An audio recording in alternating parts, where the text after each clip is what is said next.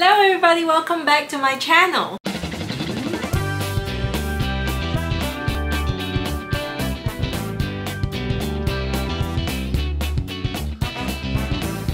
So this week, we're continuing along our trend of cooking from my 128 cookbooks, and we did Little Paris Kitchen from Rachel Khoo. So full disclosure, when I bought this cookbook, I had major cookbook envy. The reason being that this cookbook is absolutely beautiful and Rachel Khoo is also very beautiful, so there were a lot of feelings of like envy and jealousy when I bought it. But I have to admit, the recipes are very beautiful and very simple, and for that, I must take my hat off to her. I'm a sucker for all things artsy, and her section titles are filled with all these cute little illustrations and I just can't get over them. Like, I love them, they're so cute. And if I ever read a cookbook someday, I will have all of these. I won't illustrate them myself, but I definitely will have something similar to this because it's so cute and I'm so jealous that she did it first. So the recipe that I chose to go with this week is bouillabaisse. I hope I pronounced that accurately. Bouillabaisse. So my first experience with bouillabaisse was through Harry Potter when Hermione was telling Ron like, oh, this is bouillabaisse, I had it in France over the summer holidays. So like since then I've always been like, I want to try this, but I've never seen it in restaurants here locally, so what's there to do but to make it yourself? So she actually suggests using salmon and two other kinds of fish that we don't actually have in our markets here. So in lieu of those fish options and in light of the spirit of replacement, I decided that I would just pick the most economically feasible option for me, and that ended up being a fish called sebelah in Malay. Don't quote me on this, and I could be wrong, but I think sebelah is actually sole, lemon sole or something like that. So any firm-fleshed white fish would do, or if you want trout, that's also very good. In fact, any fish whatsoever is fine by me. The recipe also calls for prawns, and obviously you could just as well get the frozen prawns. I find that frozen prawns are actually quite good in quality these days because a lot of these prawns are actually like fresh farmed and then immediately frozen to seal and maintain the freshness. How true that is, I'm not entirely sure, but what I will attest to is that the prawns that I got were frozen and they were actually pretty good. So I think as long as you get whatever prawns you want, if they're frozen, defrost them as the package instructions say, and don't overcook them. That's very important. As long as your seafood isn't overcooked, you should be fine.